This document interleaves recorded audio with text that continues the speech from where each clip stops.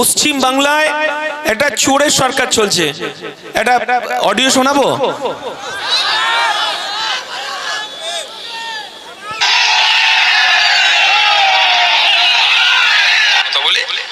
কে কাকে চোর বলবে, কে কাকে ভালো বলবে, সেটা তো আমরা ঠিক করে দিতে পারি না, বা আমি ঠিকও করে দিই না যে ওকে চোর বল, ওকে চোর বল, ওকে চোর বল।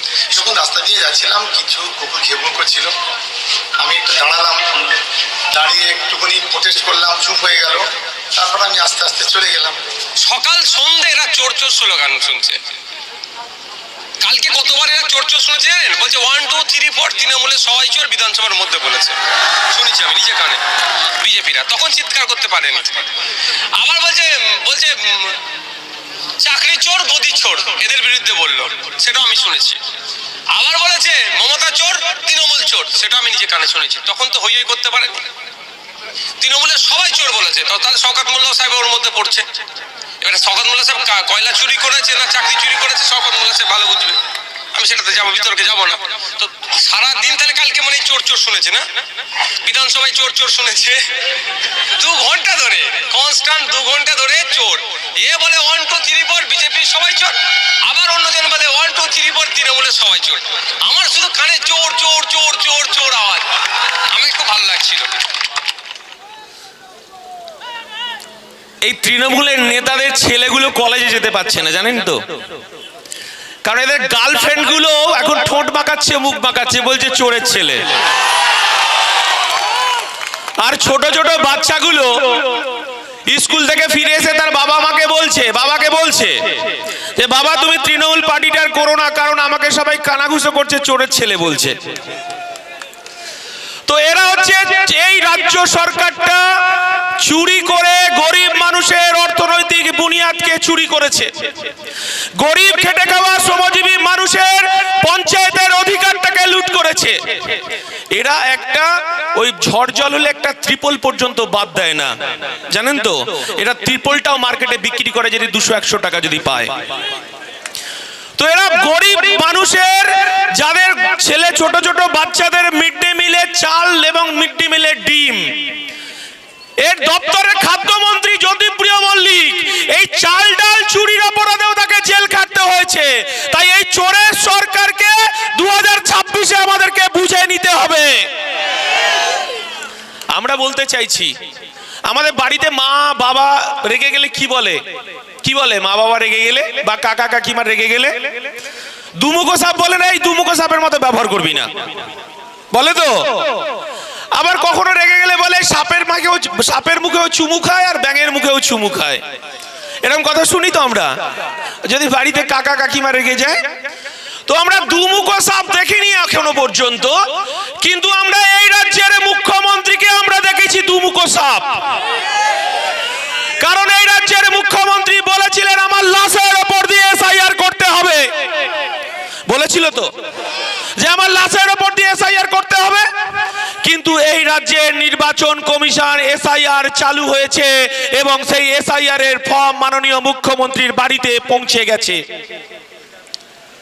তিনি কি বলছেন? এসআইআর করতে দেব না, এসআইআর করতে দেব না বলে এই রাজ্যে যত টোটো চালক অটো চালক আছে তাদেরকে বলেছে না আমি ছিলে গেলে তোদের টোটো চলতে দেবো না, অটো চলতে দেবো না। কলকাতার রাজপথে টোটো চালক অটো চালকদের নিয়ে মিছিল করেছে এসআইআর এর বিরুদ্ধে। আর এই বাংলার মানুষ যারা বোম মেরে, যারা বুথ দখল করে ভোট লুট করেছে, আর আমার মায়েরা সেই গ্রামের শিক্ষিত ছেলেদের খুঁজছে ফর্মটাকে ফিল আপ করার জন্য।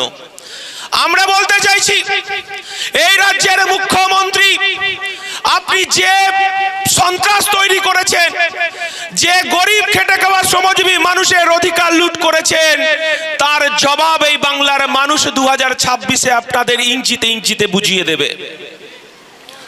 আমরা কি দেখলাম? আমরা দেখলাম যে মাননীয় মুখ্যমন্ত্রী বলছেন এসআইআর করতে দেব না। এই রাজ্যের ভাড়ার থেকে আপনার আমার করের 221 কোটি টাকা দিলেন নির্বাচন কমিশনকে, আর কি করলেন? 90,000 কর্মচারী নিয়োগ করলেন এসআইআর করার জন্য।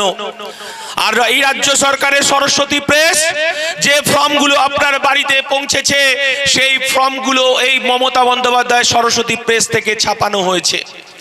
আমরা দেখলাম এই ভারতবর্ষে কেরলে এখনো সিপিএম এর সরকার চলছে।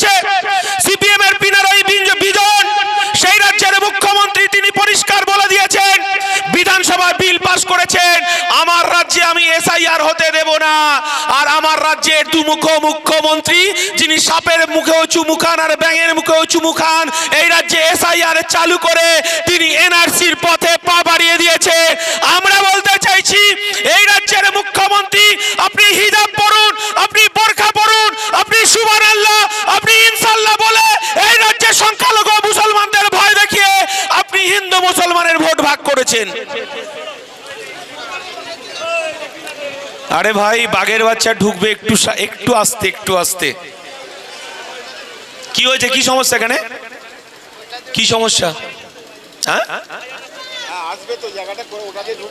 যখন ঢুকবে বাঘের বাচ্চা, যখন ঢুকবে তখন রাস্তা পরিষ্কার হয়ে যাবে এমনি, তাই তো? আমরা বলতে চাইছি যে মাননীয় মুখ্যমন্ত্রী, আপনি কি বলেছিলেন?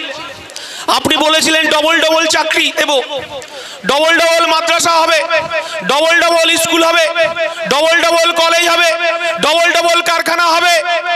কিন্তু মাননীয় মুখ্যমন্ত্রী, আপনি এই রাজ্যের গরিব খেটে খাওয়া শ্রমজীবী বেকারের পেটে লাথি মেরেছেন, আর সেই বেকার যুবকরা পেটে গামছা বেঁধে আর মাথায় কাফন বেঁধে 2026-এ এই তৃণমূলের ফুটো মস্তানদের বিরুদ্ধে চোখে চোখ রেখে খলিশানিতে লড়াই হবে, এই উলুবেড়িয়াতে লড়াই হবে।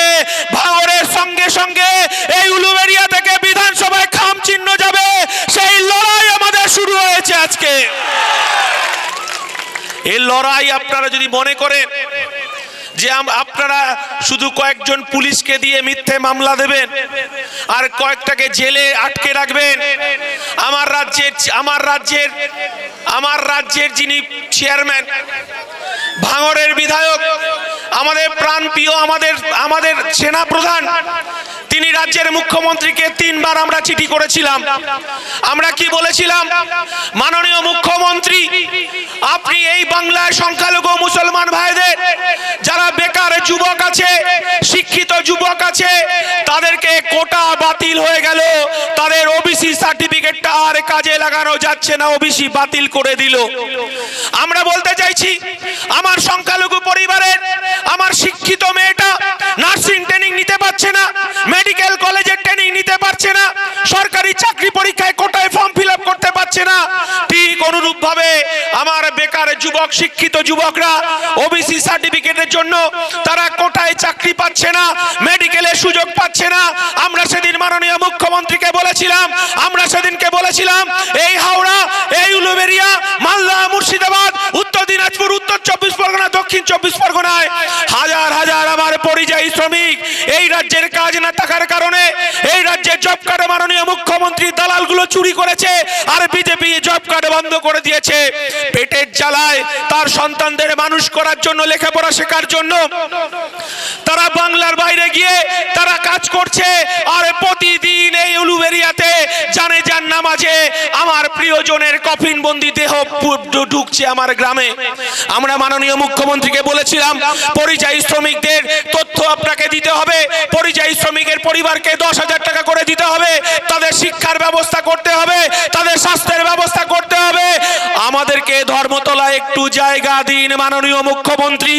সেদিনকে আমরা বলেছিলাম, মাননীয় মুখ্যমন্ত্রী, এই বাংলায় আদিবাসী, এই বাংলায় নমশূদ্র, এই বাংলায় হচ্ছে শিডিউল কাস্ট, তাদের সার্টিফিকেট গুলো উচ্চ বর্ণের মানুষের কাছে চলে যাচ্ছে, আপনি সেইগুলোকে ব্যবস্থা করে দিয়েছেন টাকার বিনিময়ে। উচ্চ বর্ণ মানুষের হাতে এসসি এসটি সার্টিফিকেট চলে যাচ্ছে। মাননীয় মুখ্যমন্ত্রী, আমাকে একটু বলার সুযোগ দিন, এই বাংলার আদিবাসী, এই বাংলার নবশূদ্র, এই বাংলার সংখ্যালঘু মানুষ, আপনি বলেছিলেন মাননীয় মুখ্যমন্ত্রী 10,000 আপনি মাদ্রাসা তৈরি করবেন। মাননীয় মুখ্যমন্ত্রী, আপনি বলেছিলেন যে আপনি মুসলমান সমাজে তাদের কাজের ব্যবস্থা করবেন। মাননীয় মুখ্যমন্ত্রী বলেছিলেন, আপনি বলেছিলেন ডবল ডবল চাকরি হবে, ডবল ডবল মাদ্রাসা হবে, ডবল ডবল কলেজ হবে, ডবল ডবল চাকরি করবে। কিন্তু মাননীয় মুখ্যমন্ত্রী, আপনাকে যখন আমার চেয়ারম্যান যখন বলল কলকাতার রাজপথে আমাকে 10 ফুট বাই 10 ফুট একটা জায়গা দিন, এই বাংলার খেটে খাওয়া, এই বাংলার বেকার যুবক, এই বাংলার নবশূদ্র, এই বাংলার আদিবাসী, এই বাংলার সংখ্যালঘু মানুষের তাদের হাহাকার আমরা একটু প্রাণ ভরে কাঁদতে চাই মাননীয় মুখ্যমন্ত্রী কলকাতার বুকে। সেদিনকে আমরা কি দেখলাম মাননীয় মুখ্যমন্ত্রী, আমরা দেখলাম শুভেন্দু অধিকারী যখন বলছে হিন্দু হিন্দু ভাই ভাই, আমরা যখন দেখলাম যে মুসলমান তিনি বলছেন মুসলমানদের তুলে আছাড় মারবেন, তখন বলছেন মুসলমানদের বাংলাদেশে পাঠিয়ে দেব। মাননীয় মুখ্যমন্ত্রী আপনি হিজাব পরে, আপনি বোরকা পরে, আপনি ইনশাআল্লাহ আপনি সুবহানাল্লাহ করছেন, কিন্তু শুভেন্দুর বিরুদ্ধে আপনি একটা কলম চালাচ্ছেন না। আমার এই রাজ্যের তিনি আমাদের একমাত্র বিরোধী বিধায়ক, আমার রাজ্যে আমার প্রাণপ্রিয় ভাইজান যখন আপনাকে বারবার চিঠি করছে কলকাতার রাজপথে আমাকে একটু জায়গা দিন, এই বাংলার সংখ্যালঘু মুসলমান ঘরের ছেলেরা একটু কাঁদতে চাইছে, তাদের ওবিসি সার্টিফিকেট ফেরত চাইছে, আমার নমশূদ্র আমার আদিবাসী দলিত ভাইরা তারা এসসি এসটি সার্টিফিকেট ফেরত পেতে চাইছে। আপনি কি করলেন? হাজার হাজার পুলিশ দিয়ে আমার দলের চেয়ারম্যান ভাঙড়ের বিধায়ককে পেটে ঘুষি মেরে লাথি মারতে মারতে আমাকে সহ হাজার হাজার আমাদের ছেলে মেয়েকে পুলিশ লাঠি পেটা করে যখন আপনি জেলের ভেতর ঘুরছেন, আর শুভেন্দু অধিকারী মাথায় তিলক কেটে জয় শ্রীরাম বলছে, আপনি বিজেপির জন্য এই রাজ্যে ৭৭ জন বিধায়ক ঘুরে বেড়াতে পারে। কারণ আমরা জানি মুকুল রায় বলে দিয়েছেন যে মুকুল রায় কৃষ্ণনগর উত্তরের বিজেপি বিধায়ক, সেদিন মুকুল রায় তৃণমূলের সেকেন্ড ইন কমান্ড ছিল, সেদিনকে এই অনুব্রত মণ্ডলকে পাশে নিয়ে মাননীয় মুখ্যমন্ত্রী মাননীয় মুকুল রায় বলে দিয়েছিলেন যাহাই বিজেপি তাহাই তৃণমূল, যাহাই তৃণমূল তাহাই বিজেপি। আর কিছুদিন আগে এই রাজ্য বিজেপির সভাপতি শ্রমিক ভট্টাচার্য বলছেন 1998 সালে লেবার রুমে যদি তৃণমূলের জন্মলগ্নে যদি অটল বিহারী বাজপেয়ী, লালকৃষ্ণ আদবানি, জর্জ ফার্নান্ডেজ, রাজনাথ সিংরা যদি উপস্থিত না থাকতো তৃণমূলের জন্ম হতো না। এ কথাটা নওশাদ সিদ্দিকী বলছে না, এ কথাটা আব্বাস সিদ্দিকী বলছে না, এ কথাটা বিজেপির সভাপতি শ্রমিক ভট্টাচার্য বলছে। আমরা বলতে চাইছি যাহাই বিজেপি তাহাই তৃণমূল। আর মাননীয় মুখ্যমন্ত্রী আপনি বারবার বিজেপির ভয় দেখিয়ে, কখনো এনআরসি কখনো এসআইআর এর ভয় দেখিয়ে আপনি এই বাংলার মুসলমান ভোটকে ভাগ করেছেন, বিজেপিকে ভয় দেখিয়ে এই উলুবেরিয়া থেকে আমাদের খামচিহ্নের প্রার্থী বিপুল ভোটে পরাজিত হয়েছে। সেদিনকে আমরা এই উলুবেরিয়ার মানুষকে বোঝাতে পারিনি যে যাহাই বিজেপি তাহাই তৃণমূল, যাহাই তৃণমূল তাহাই বিজেপি, সেদিন বোঝাতে পারিনি।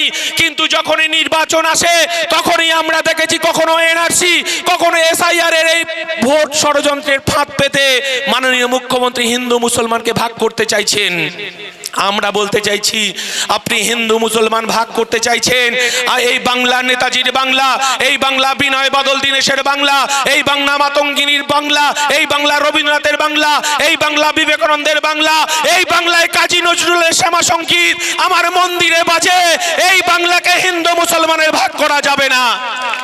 আমরা বলতে চাইছি এই মঞ্চ থেকে শুভেন্দু অধিকারী আপনি যখন তৃণমূল করেন তখন মাথায় ফেজ টুপি পরে আপনি নামাজ পড়েন, আর বকরা ঈদের সময় আপনার বন্ধুর বাড়িতে গিয়ে 3 বাটি যখন মাংস খান, আর সেটা আপনার রুচি, আমরা সে কথা বলবো না, আমরা সে কথা বলতে চাই না। আমি কি খাবো আমি কি পরবো সেটা আমার ব্যক্তিগত ব্যাপার, কিন্তু আপনি কপালে তিলক কেটে হিন্দু মুসলমান করবেন আর আপনি শেখ সুফিয়ানের বাড়িতে গিয়ে আপনি বকরা ঈদে মাংস খাবেন, এই জিনিস হতে পারে না। আমরা বলতে চাইছি, আমরা পরিষ্কার ভাবে বলতে চাইছি, মোরা এক বৃন্তে দুইটি কুসুম, হিন্দু মুসলমান, মুসলিম তারে নয়নমণি, হিন্দু তাহার প্রাণ। আমার আব্বাস সিদ্দিকী বলছেন নানা ভাষা নানা মত নানা পরিধান, বিবিধের মাঝে দেখো মিলন মহান।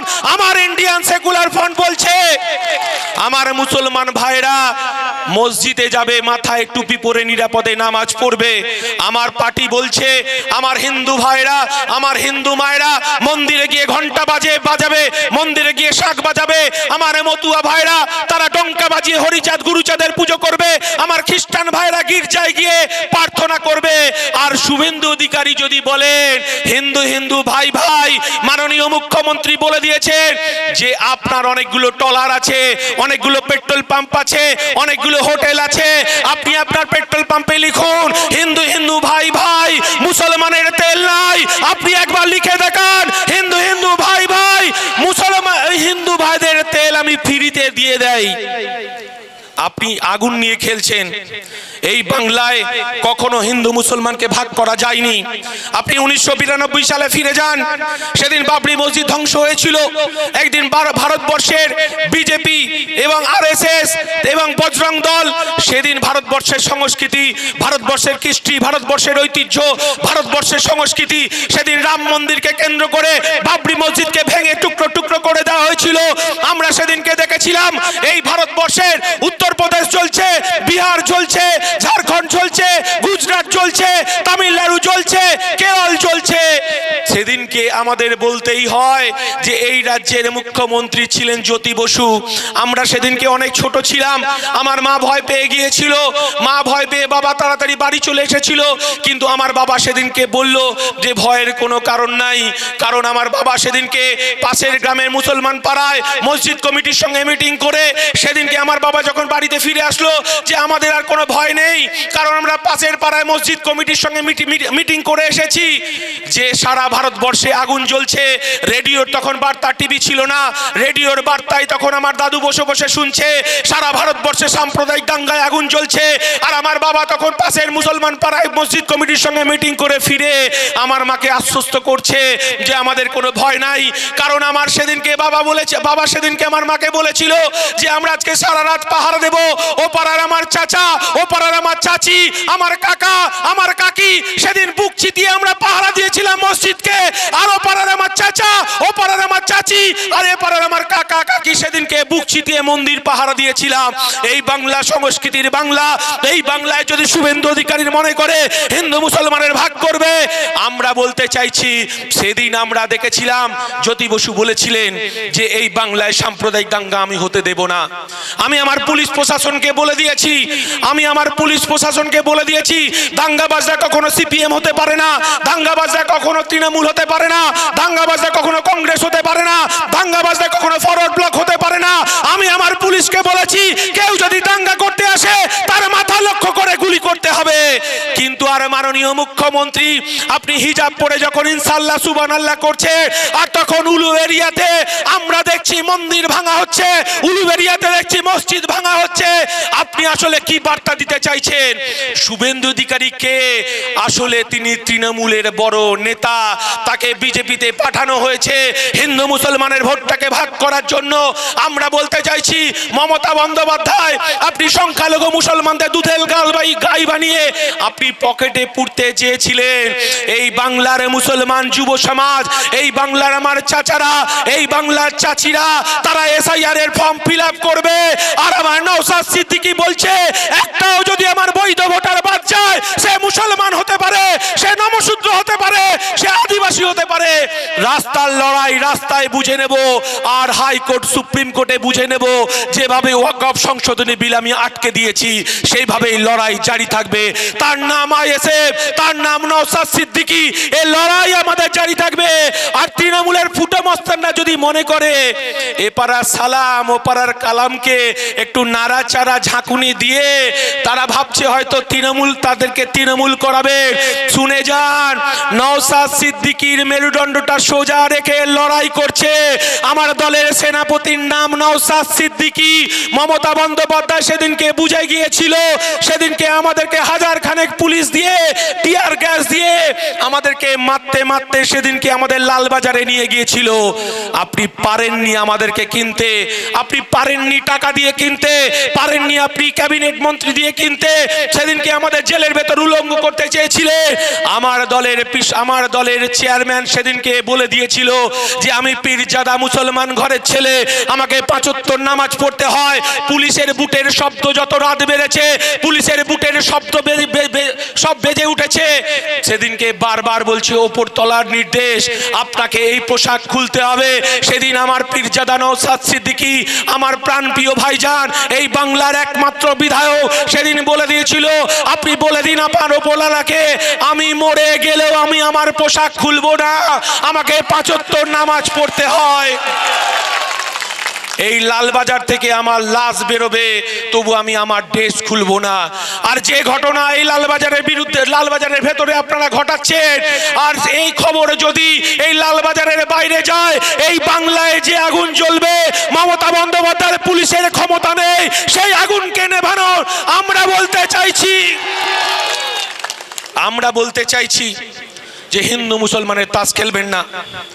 2024 সালে লোকসভা নির্বাচন, 2021 সালের বিধানসভা নির্বাচন, সেদিনকে এনআরসি কে নিয়ে এসে সেদিন আমার সংখ্যালঘু ভাইদেরকে ভুল বোঝানো হয়েছিল, আমার সংখ্যালঘু মায়েদেরকে ভুল বোঝানো হয়েছিল যে বিজেপি চলে আসবে, বিজেপি চলে আসবে, বিজেপি চলে আসবে। কিন্তু আবার 2026-এর বিধানসভা নির্বাচন, এসআইআর কে নিয়ে আসা হয়েছে। আমরা বলতে চাইছি মাননীয় মুখ্যমন্ত্রী আপনি আটকাতে পারতেন, মাননীয় মুখ্যমন্ত্রী আপনি বিধানসভায় বিল পাস করতে পারতেন, আপনি করেননি। আপনি ধোঁকা দিয়েছেন, আপনি মিথ্যে কথা বলেছেন, আপনি মুখ লুকিয়েছেন। আমরা বলতে চাইছি মাননীয় মুখ্যমন্ত্রী শুনে রাখুন, আমার ঘরের আমার বাপ জেঠা কাকা আমার চাচা চাচির রেশন কার্ড আছে, ভোটার কার্ড আছে, আধার কার্ড আছে, জন্ম সার্টিফিকেট আছে, জমির পর্চা আছে, জমির দলিল আছে, তারপরেও আমাকে পরীক্ষা দিতে হচ্ছে আমার ভোটাধিকার আছে কি না নেই। মমতা বন্দ্যোপাধ্যায় আপনি এনআরসির ভয় দেখিয়ে, বিজেপির জুজু দেখিয়ে আপনি বিধানসভায় 215-14টা সিট পেয়েছিলেন, 216টায় এই রাজ্যে সংখ্যালঘু, এই রাজ্যে আদিবাসী, এই রাজ্যে দলিত মানুষ আপনার কাছে হিসাব চাইছে। আপনি বলেছিলেন 10,000 মাদ্রাসা তৈরি করবে, সেই মাদ্রাসা গেল কোথায়?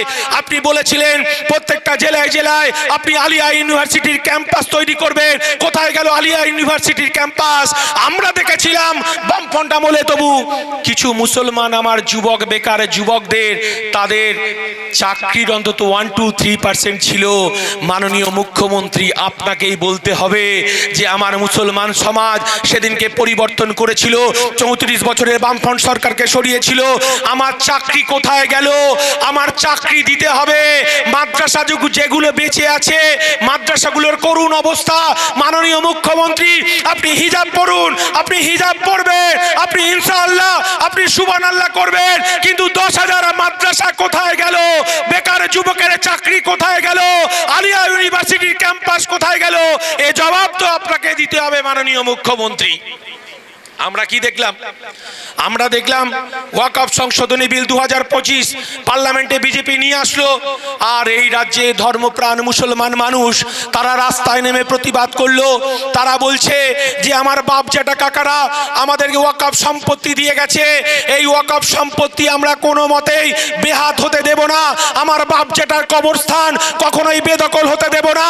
আমার বাপ জেঠা 300-400 বছরের বাপ জেঠা কাকারা কবরস্থানে শুয়ে আছে, এই ওয়াকফ সম্পত্তি বিজেপিকে দখল করতে দেব না।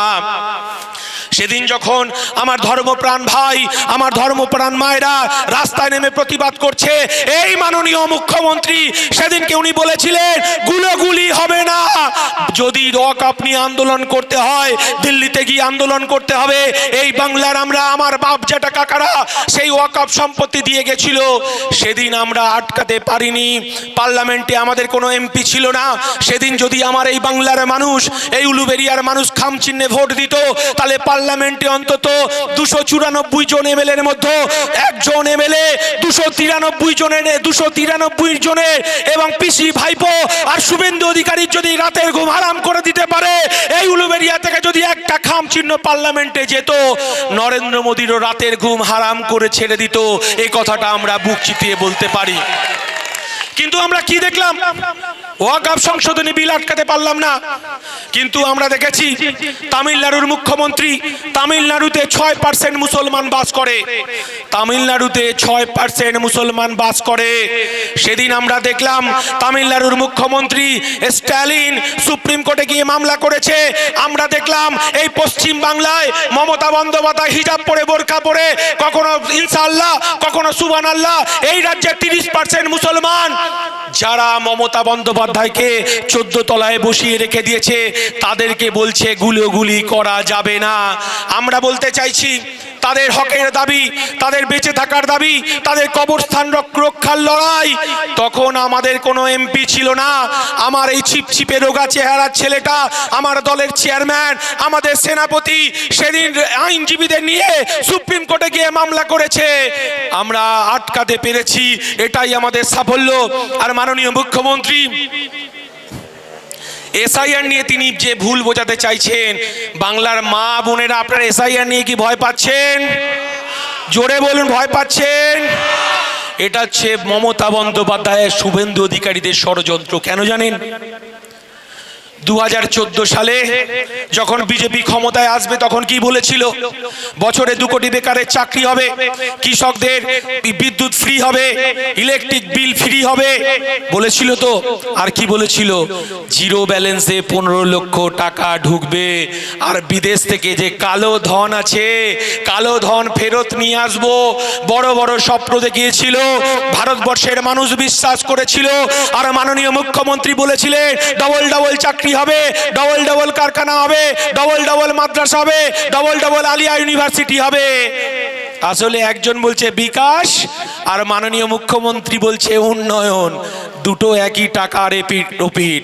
কারণ 2023 সালে 2003 সালে এই রাজ্যের মুখ্যমন্ত্রী মাননীয় মমতা বন্দ্যোপাধ্যায় আরএসএস এর সভায় নাগপুরে গিয়ে তিনি আরএসএস কে তিনি বলেছিলেন যদি ভারতবর্ষের কোনো সংগঠন থাকে, যদি দেশভক্ত কেউ থাকে, তাহলে আরএসএস। আর মাননীয় মুখ্যমন্ত্রীকে আরএসএস বলেছিল দেবী দুর্গা, আর দেবী দুর্গা বলেছিল বলেই তো দেবী দুর্গার পাশে আমার দেবী দুর্গা, দুর্গার পাশে থাকে একদিন লক্ষ্মী, একদিকে লক্ষ্মী, একদিকে কার্তিক, একদিকে গণেশ, একদিকে হচ্ছে সরস্বতী। সেই কারণেই তো মাননীয় মুখ্যমন্ত্রী তিনি নিজেকে ধর্মনিরপেক্ষ বলেন, তিনি নিজেকে ধর্মনিরপেক্ষ প্রমাণ করেন। সেই কারণেই তো মাননীয় মুখ্যমন্ত্রী তার শখের লক্ষ্মীর ভান্ডার নাম দিয়েছে। আমরা বলতে চাইছি, আপনি এই রাজ্যের হিন্দুর টাকা, এই রাজ্যের মুসলমানের টাকা, এই রাজ্যের খেটে খাওয়া শ্রমজীবী আদিবাসী দলিত মানুষের টাকা দিয়ে দীঘাতে আপনি জগন্নাথ মন্দির তৈরি করেছেন। আর 15 বছরে মমতা বন্দ্যোপাধ্যায়ের যদি কোনো সাফল্য থেকে থাকে, মাননীয় মুখ্যমন্ত্রী হিন্দু মুসলমানের ঘরে জগন্নাথের প্রসাদ পাঠিয়েছে, এটাই মমতা বন্দ্যোপাধ্যায়ের সব থেকে বড় সাফল্য। আমরা বলতে চাইছি, এই এলাকায় যারা তৃণমূল আছেন, 21শে জুলাই বগল বাজাতে বাজাতে ডিম ভাত আর বিরিয়ানি নিয়ে যখন 21শে জুলাই গিয়েছিলেন, আপনারা ভেবেছিলেন যে মমতা বন্দ্যোপাধ্যায় 2026-এর বার্তা দেবেন। কারণ 2026-এর আগে 2021-এ মাননীয় মুখ্যমন্ত্রী সেদিন মঞ্চে স্লোগান উঠেছিল, খেলা হবে, খেলা হবে, আর ভাঙা পায়ে খেলা হবে। আমরা বলতে চাইছি 2026-এও খেলা হবে, আর ভাঙা পায়েও যদি খেলা হয়, নওশাদ সিদ্দিকী লাল কার্ড নিয়ে দাঁড়িয়ে থাকবে। আমরা এই কথাটা বলতে চাইছি যে আমরা সেদিনকে বলেছিলাম যে গণতন্ত্র লুট হচ্ছে, সেদিনকে বলেছিলাম ইভিএম লুট হচ্ছে, সেদিনকে বলেছিলাম প্রশান্ত কিশোর রামের জায়গায় শামকে ঢুকিয়ে দিয়েছে। আর সেদিনকে ছিল 21 সাল, সবে মাত্র শিশুটার জন্ম হয়েছিল, আজকে তার 5 বছর বয়স হতে যাচ্ছে, তার নতুন করে আবার 26-এ জন্মদিন হবে। তাই মমতা বন্দ্যোপাধ্যায় আপনাকে বলছি, আপনি স্লোগান দিচ্ছেন না, যতই নারুন কল কাঠি, আর কি বলছে 14 তলায় হাওয়াই চটি, আর 14 তলায় হাওয়াই চটি যাওয়ার আগে লাল কার্ড নিয়ে নওশাদ নবান্নের আগে দাঁড়িয়ে থাকবে। এই কথাটা ফুটো মস্তানদেরকে জানিয়ে দিতে চাই। আমরা বলতে চাইছি যে আপনারা এই 15 বছর ধরে গরিব মানুষের অধিকারকে লুট করেছে, 15 বছর ধরে অধিকারকে লুট করেছে। যারা বগল বাজাতে বাজাতে 21শে জুলাই গিয়েছিলেন, সেদিনকে আপনারা 21শে জুলাই 2021 সালে কি স্লোগান শুনেছিলেন? যে উন্নয়ন রাস্তায় দাঁড়িয়ে থাকবে, আর ভারতবর্ষের সংবিধান আছে বলে অনুব্রত মণ্ডলের উন্নয়ন বিহারে শুয়ে থাকে। ফুটো মস্তানগুলো শুনে রাখুন, আমরা বলতে চাইছি সংবিধান আছে বলে আমার গরিব খেটে খাওয়া শ্রমজীবী আদিবাসী দলিতের মিড ডে মিলে চাল চুরির দায়ে সংবিধান আছে বলে জ্যোতিপ্রিয় মল্লিককে জেল খাটতে হয়। সংবিধান আছে বলে চাকরি চোর, রোমান্টিক চোর কে পার্থ চট্টোপাধ্যায় 27 বছরের বান্ধবীকে নিয়ে জেল খাটতে হয়। আর সংবিধান আছে বলে শেখ শাহজাহানকে জেল খাটতে হয়। আর এই খলিস্তানির ফুটো মস্তানগুলো যদি ভাবেন যে একটা মদের পাউচ আর পেট্রোল ভরে দিচ্ছে গাড়িতে, আপনি মস্তানি করে বেড়াবেন, তাহলে শুনে রাখুন, সংবিধান আছে বলে আপনাদের সঙ্গে অনুব্রত মণ্ডলের খুব তাড়াতাড়ি দেখা হবে নওশাদের 5 টাকার কলম দিয়েই। এই কথাটা ভালো করে মনে রাখুন। অনেক বলার আছে, মাইকটা এত টানছেন বলতে পারছি না, খুব কষ্ট হচ্ছে। আর একটা আমার মিটিং আছে বারাসাতে, এখান থেকে বারাসাতে বেরিয়ে যাব। শুধু আমি এই কথাটা বলবো যে আপনাদের লড়াইটা, আপনারা যে বুথে বুথে আছেন সেই বুথে গিয়ে আপনারা লড়াই করবেন, বুথে মেম্বারশিপ করবেন, কমিটি তৈরি হবে। 26-এ গিয়ে কিন্তু আমাদের তৃণমূলের এই চোর তৃণমূলের বিরুদ্ধে, এই বাটপাড়ি তৃণমূলের বিরুদ্ধে আমাদের কিন্তু দাঁতে দাঁত চেপে লড়াই করতে হবে। কারণ এরা চুরি করবেই, মানুষ এদের পক্ষে নেই, মানুষ এদের পাশে নেই, পুলিশের একটা অংশ এদেরকে সাহায্য করছে। আমরা বলতে চাইছি, এই হাওড়া জেলা কেন, এই পশ্চিম বাংলায়, এই পশ্চিম বাংলার পুলিশ যদি 2 ঘন্টা নিরপেক্ষ ভূমিকা পালন করে, এই রাজ্যের তৃণমূল সাইনবোর্ডে পরিণত হবে। এই কথাটা তৃণমূলকে শুনিয়ে দিতে চাই। খুব কষ্ট হচ্ছে।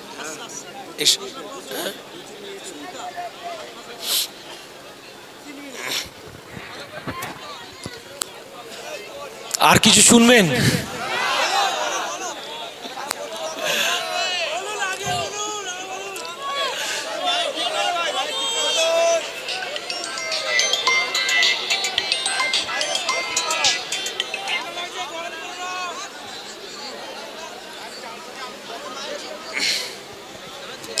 এই যারা 21শে জুলাই বগল বাজাতে বাজাতে ধর্মতলায় গিয়েছিল, আপনি তো জানেন,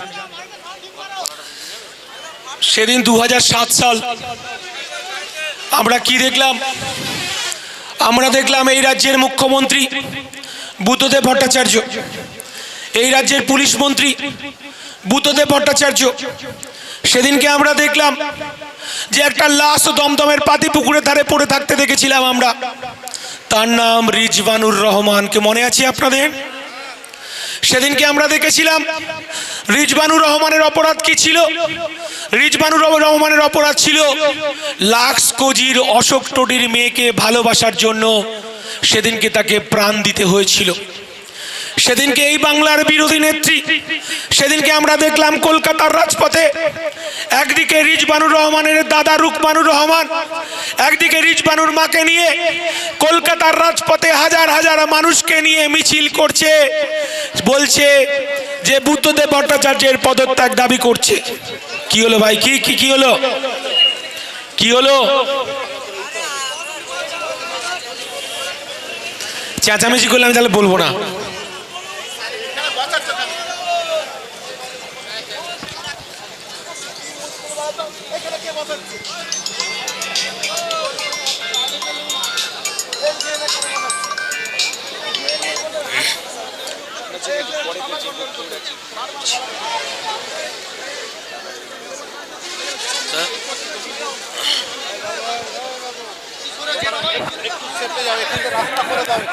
এখান থেকে নিতে হবে।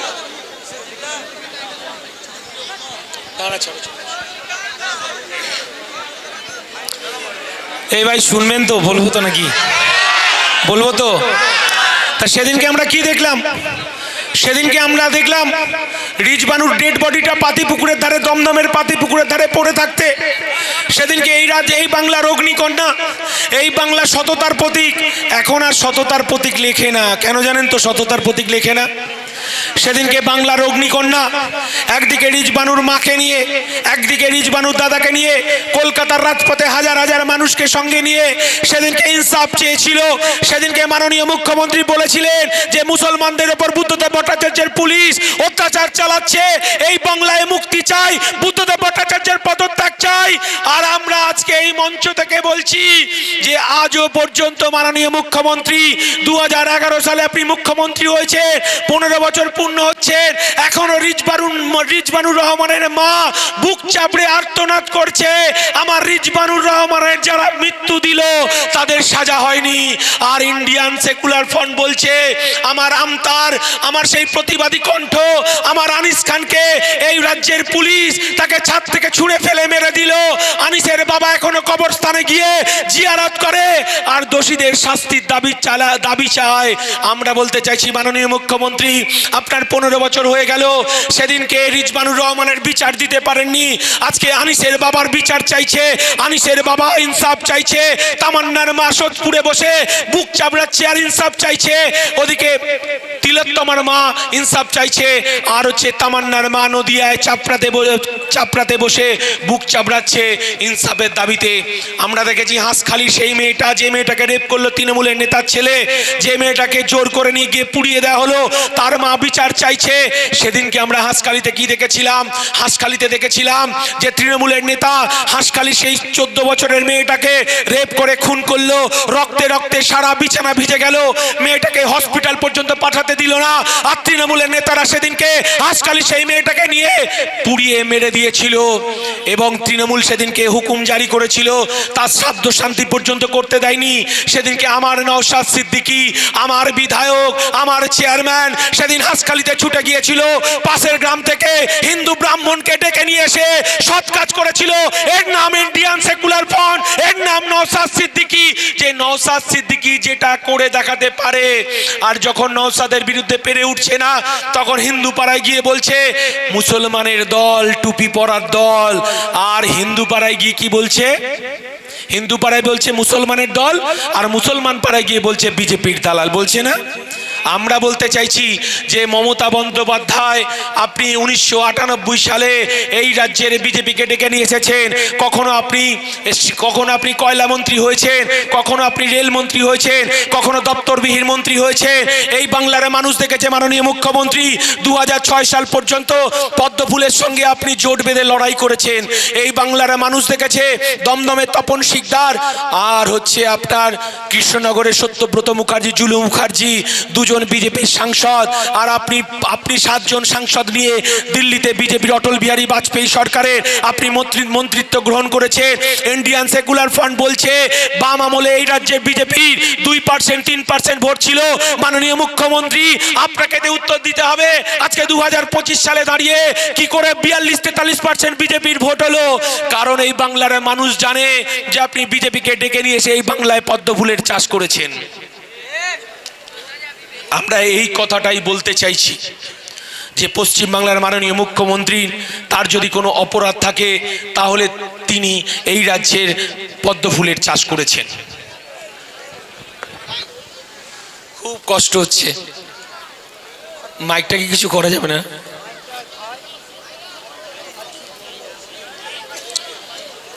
চেয়ারম্যানের তো খুব কষ্ট হবে বলতে।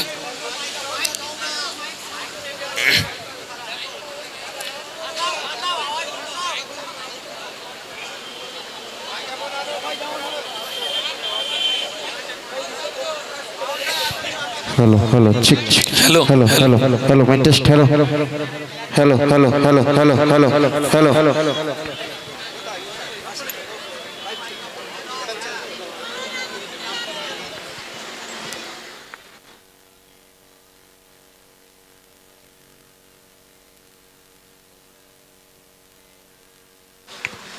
হ্যালো। সেদিনকে আমরা কি দেখলাম? সেদিনকে আমরা দেখলাম যে আমরা জানি মাননীয় মুখ্যমন্ত্রীর লক্ষ্মীর ভান্ডার 500 টাকা থেকে 1000 টাকা হয়েছে। 2026 সালে সেটা হয়তো 3000, 4000, 5000 টাকা হবে। কিন্তু আমরা বলতে চাইছি মাননীয় মুখ্যমন্ত্রী লক্ষ্মীর ভান্ডার বাড়ুক, তাতে আমাদের কোনো আপত্তি নেই, কিন্তু এই বাংলার তিলোত্তমাকে খুন হতে হলো।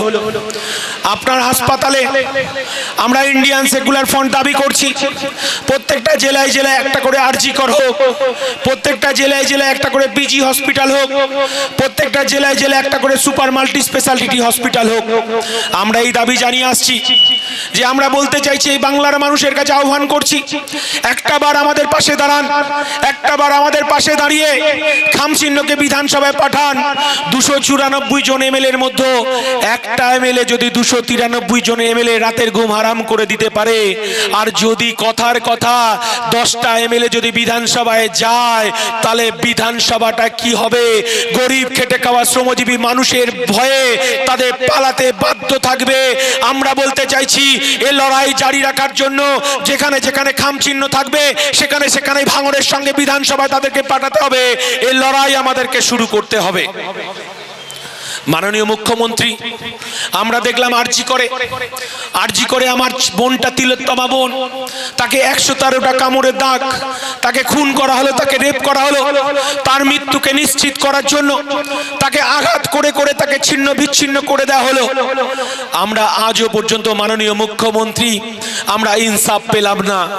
আপনি সেদিনকে রিজবানুর জন্য রাস্তায় ইনসাফ চেয়েছিলেন। সেদিনকে আমরা দেখেছিলাম যেখানেই প্রতিবাদ, যেখানেই অন্যায়, যেখানেই আপনি অগ্নিকন্যা হিসেবে ছুটে যেতেন ইনসাফ চাইতেন, কি আপনি কিন্তু রিজবানুর পরিবারকে ইনসাফ দিতে পারলেন না। কিন্তু সেদিনকে আপনি মাননীয় মুখ্যমন্ত্রী বুঝে গিয়েছিলেন, আপনি 500 টাকা 1000 টাকা দিয়ে এই বাংলার আমার মায়েদের মুখকে বন্ধ করতে পারেননি, আমার বাংলার মায়েদেরকে, আমার বাংলার ভাইদেরকে আটকাতে পারেননি। সেদিনকে আমার তিলোত্তমার নিরাপত্তার জন্য, আমার ঘরের ছোট্ট মেয়েটার জন্য, আমার ঘরের ছোট্ট বোনের জন্য সেদিনকে হাজার হাজার মা রাস্তায় জেগে রাত পাহারা দিয়েছে। সেদিনকে তিলোত্তমার বিচার চেয়েছিল, তিলোত্তমার ইনসাফ চেয়েছিল। মাননীয় মুখ্যমন্ত্রী, আপনি তিলোত্তমার বিচার দিতে পারেননি। সেদিনকে তিলোত্তমা যারা খুন করেছিল, তিলোত্তমাকে যারা রেপ করেছিল, তাদেরকে মাননীয় মুখ্যমন্ত্রী তাদেরকে আড়াল করার জন্য এই বাংলার আমার তিলোত্তমা মায়ের পরিবারে হাজার হাজার কোটি টাকা খরচ করে সেদিনকে আপনি অপরাধীদেরকে বাঁচানোর জন্য সেদিন সুপ্রিম কোর্টে আপনি আইনজীবীদেরকে লড়াই করার জন্য সুযোগ করে দিয়েছিলেন। আপনার সেদিনকে দ্বিচারিতা ধরা পড়েছিল। সেদিনকে যেখানে আমাদের তিলোত্তমাকে রেপ করা হয়েছিল, সেদিনকে আমরা দেখেছিলাম যেখানে তিলোত্তমা রেপ হয়েছিল সেখানে পাঁচিল ভেঙে দেওয়া হয়েছিল, ঘর ভেঙে দেওয়া হয়েছিল। আপনি তথ্য লোপাট করেছিলেন, আর আপনি বলছেন সিবিআই জবাব দাও, সিবিআই জবাব দিতে হবে। আমরা বলতে চাইছি মাননীয় মুখ্যমন্ত্রী, আপনি ইনসাফ দিতে পারেননি, আপনি বিচার দিতে পারেননি। এই বাংলার তিলোত্তমা মায়েরা, এই বাংলা তার কন্যা সন্তানকে বাঁচানোর জন্য তারা প্রস্তুত হয়ে আছে। আপনি লক্ষ্মীর ভান্ডার 500 টাকা থেকে 1000 টাকা হবে, 1000 টাকা থেকে 2000 টাকা হবে, কিন্তু তিলোত্তমার বিচার পাইনি কেন? তার জবাব মাননীয় মুখ্যমন্ত্রী আপনাকেই দিতে হবে। কারণ আমরা বলতে চাইছি, কারণ আমরা এই কথাটা বলতে চাইছি, সেদিনকে আপনারা জানেন এই উলুবেড়িয়া হসপিটালে কোনো চিকিৎসা নেই, কোনো এমআরআই হয় না, কোনো এক্সরে হয় না, কোনো রক্ত পরীক্ষা হয় না। আপনি যদি একটু মুমূর্ষু রোগীকে নিয়ে যান, সঙ্গে সঙ্গে কলকাতায় ট্রান্সফার করে দেওয়া হয়। আমরা কি দেখলাম? কলকাতায় একটা সরকারি জায়গায়, আমার উপরওয়ালা না করুক, ঈশ্বর না করুক, আল্লাহ না করুক, আমার কোনো প্রিয়জন যাতে অসুস্থ না হয়। একটাবার তৃণমূলের নেতারা ভাবুন যে আপনার কোনো প্রিয়জন অসুস্থ হয়ে 4 তলায় 5 তলায় ভর্তি আছে, আপনার মা 4 তলা 5 তলার নিচে শুয়ে আছে, কখন ডাক্তার বলবে আপনার প্রিয়জন ভালো আছে, আপনার প্রিয়জনের 1 বোতল রক্ত লাগবে?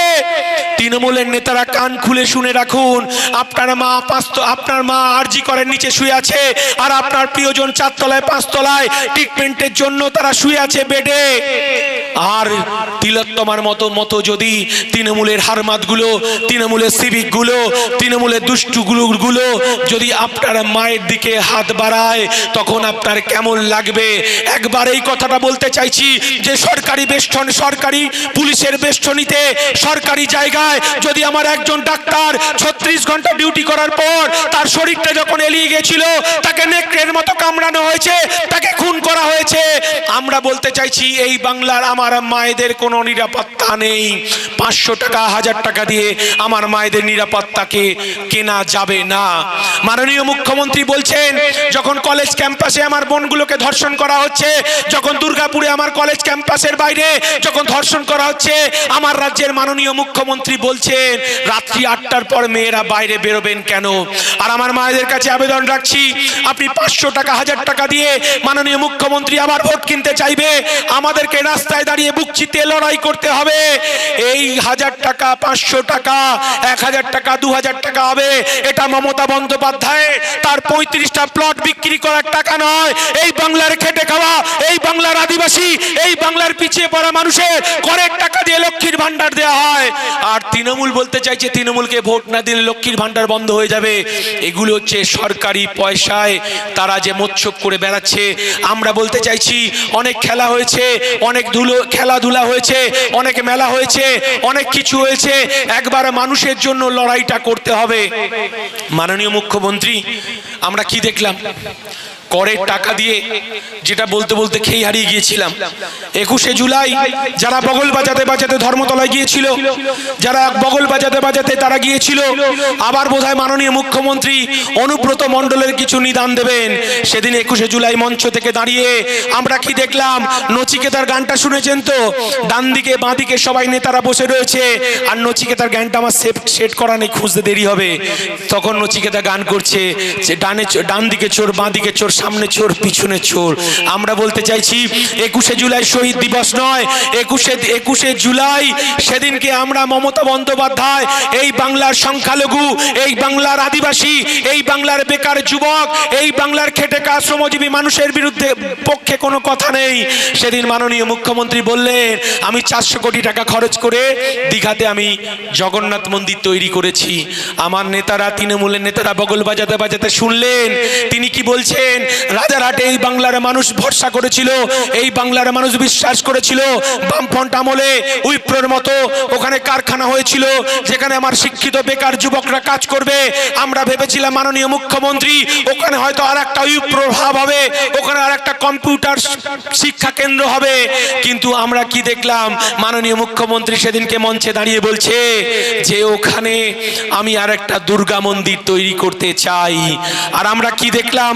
আমরা দেখলাম উত্তরবঙ্গে যখন মাননীয় মুখ্যমন্ত্রী বেড়াতে যাচ্ছেন, মাননীয় মুখ্যমন্ত্রী বেড়াতে গেছেন কি করতে গেছেন জানি না, উনি বলছেন যে শিলিগুড়ির মানুষ, উত্তরবঙ্গের মানুষ মমতা বন্দ্যোপাধ্যায়ের মুখ থেকে জানতে চেয়েছিল যে মাননীয় মুখ্যমন্ত্রী হয়তো উত্তরবঙ্গে একটা কারখানার কথা বলবে, একটা শিল্পের কথা বলবে। তিনি বলেছিলেন সব হাতে কাজ চাই, সব পেটে ভাত চাই। মাননীয় মুখ্যমন্ত্রী বলেছিলেন দলতন্ত্র নয় গণতন্ত্র চাই। উত্তরবঙ্গের মানুষ মমতা বন্দ্যোপাধ্যায়কে বিশ্বাস করেছিল, মাননীয় মুখ্যমন্ত্রী মমতা বন্দ্যোপাধ্যায়কে বিশ্বাস করেছিল। চা শ্রমিকরা আবার তারা প্রাণ ফিরে পাবে, চা শ্রমিকরা তারা ন্যায্য মূল্য পাবে, তাদের নিয়মিত রেশনটা পাবে, চা শ্রমিকদের জন্য হসপিটালটা হবে, পরিযায়ী শ্রমিকদের জন্য ব্যবস্থা হবে, পরিযায়ী শ্রমিকদের জন্য 10,000 টাকার ব্যবস্থা হবে। কিন্তু মাননীয় মুখ্যমন্ত্রী কি বললেন? বললেন যে শিলিগুড়িতে একটা শিবের মন্দির তৈরি করবেন। আর আমার দাদারা বগল বাজাতে বাজাতে তিনি চলে এলেন। কি এসছে?